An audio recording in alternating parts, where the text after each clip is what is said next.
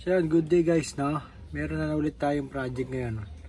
Kung napanood nyo yung nakaraan na video ko regarding sa starter, ang pinalitan natin yung solenoid. So, dahil click lang ng click, ayaw mag-start.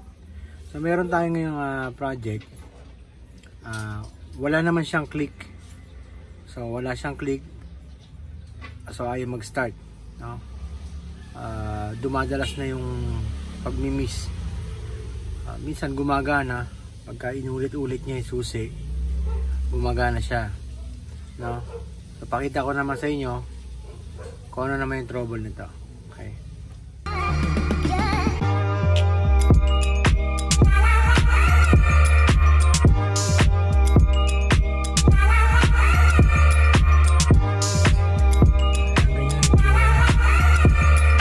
Bubuin na ulit.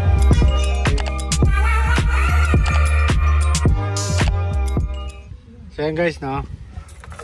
Ayan. Piniklik mo, ayan, nagmi-miss siya, no? So ayan, no? Ayan ang problema niya, nagmi-miss yung ignition. Ayan, Nissan Urban. So kailangan natin paklasin to, no? Nakalasin ko tong cover na to para makita ko yung ignition contact. Doon natin iti-test yan. Okay. So yan guys, no, nakatanggal na. Nabuksan na natin tong cover ng manibela. So ito yung sa starter.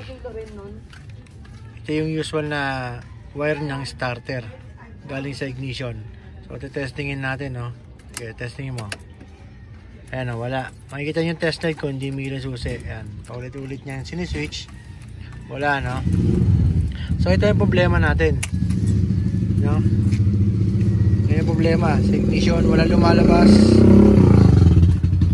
lumalabas na kuryente dito sa ignition, no? Pero may supply yan, no? Ayan, makita nyo may supply. Ayan, may ilaw. Ngayon, ang gagawin natin, itatap ko yan sa starter 2, no? So mayroong starter 2 ang ignition contact na yan. Ito yun yung pula. Sige, testingin mo. Ayan, o, kita nyo may ilaw. Ayan. So may isa pang pwedeng pagtapan yan, no? Sa starter 2. So doon natin ikakabit to sa starter 2, no? Which is itong pula. Ayan. Pwede may cut yan dyan. Kakat dito. And then ito, itatap to sa pababa. Ay, ito pala, ito. Ikakat mo dito. And then ito, itatap mo sa galing sa taas. Okay? Ulitin ko, ha. Cut dito. Then itatap to. Para ang mga galing yung kuryente dito sa starter 2 sa pula. Pababa. Papunta dito. Palabas. Okay? Pakabit na natin yan. Sabi naman sa kanya kasi yung pre-maintenance na ayaw. So ito, no? Kakat natin to dito.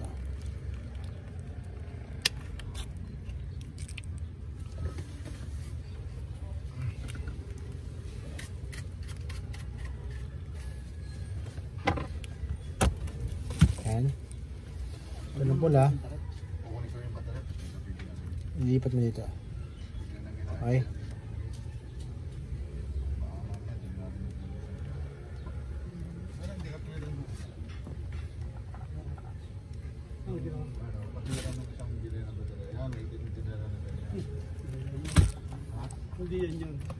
So okay na. Ganyan lang kasimple. Ha? Ayan. Yan ay starter to. Yan pula na yan. So ito yung una. Ito dito yung original niya, no? Yung black and yellow. So naglulus na itong contact nito dito sa pinaka ignition contact. Kaya ililipat natin sa starter 2. Yung kagandahan dito sa Nissan, no? May starter 2 siya na bakante yan, no? Guys, pwede natin ilipat yun dyan. Okay? So ganun lang kasimple.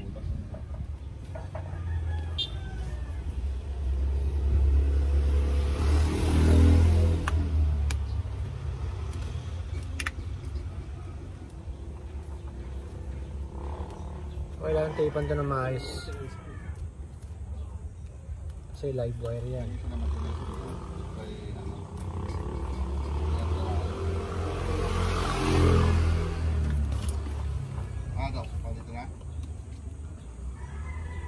Ano ba yung sabi ni Kuya, no?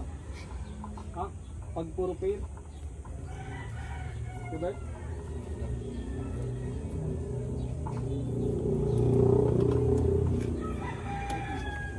So, kailangan takpan din yung pinagputulan, no? Kasi baka maglabas ng kuryente. Dahil nagmi-miss lang yung kuryente niya.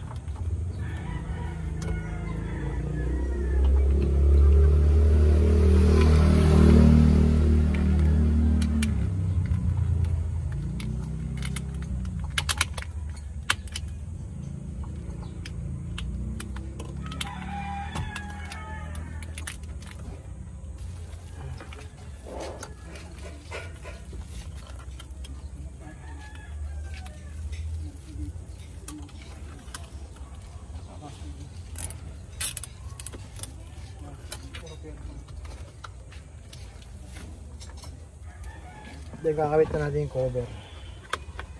Babalik na natin.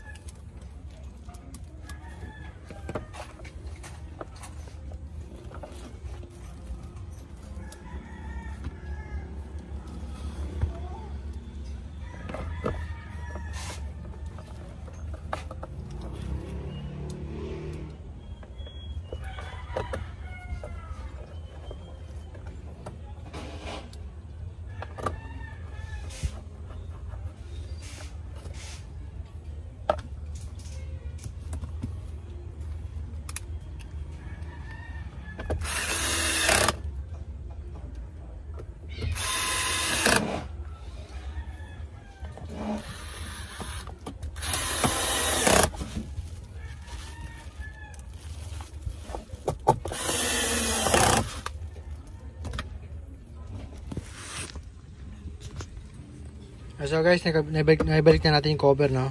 So, testingin na natin yan. Okay.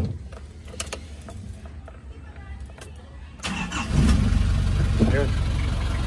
So, nakita nyo, no? Nilipat ko yung contact doon sa starter 2. Yan.